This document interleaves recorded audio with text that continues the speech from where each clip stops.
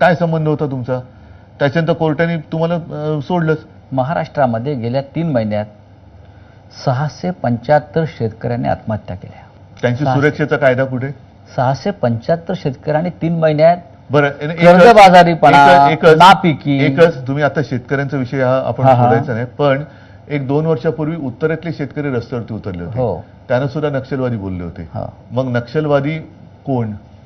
तुम्ही शेतकरी जो त्याच्या न्याय हक्कासाठी रस्त्यावरती उतरला तो अतिरेकी. त्यांचं म्हणणं होतं की त्या आंदोलनामध्ये दहशतवादी घुसलेले. कुठे? आता सुद्धा वारीमध्ये अर्बन नक्षल घुसले, तशी कोणीतरी एक अशी आवई म्हणजे भीती निर्माण केली जाते. म्हणजे तुम्हाला हिंदूंचे सण सुद्धा मारायचे आहेत की वारीमध्ये नक्षलवादी घुसलेत म्हणजे वारीमध्ये जाऊ नका.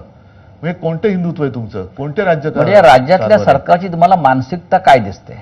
मानसिकता त्यांची पूर्णपणाने गोंधळलेली आहेत. त्यांना सत्ता जी मिळाली तिचं नेमकं करायचं काय हेच कळत नाहीये.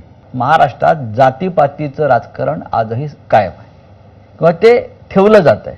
महाराष्ट्र जातीत फाडला जावा आणि त्यानंतर ही फोडाफोडी करून आपलं राज्य कायम ठेवावं, ही भूमिका या राज्यकर्त्यांची आहे. दुसरं करू काय शकतात ते? मी जे बोललो ना की लोकांच्या घराच्या होळ्या पेटवायच्या आणि त्याच्यावरती आपल्या पोळ्या भाजायच्या. मग ते कधी हिंदू मुस्लिम कर, मग हिंदूंमध्ये मराठेतर कर, मराठी माणसामध्ये पुन्हा मराठी अमराठी कर, पुन्हा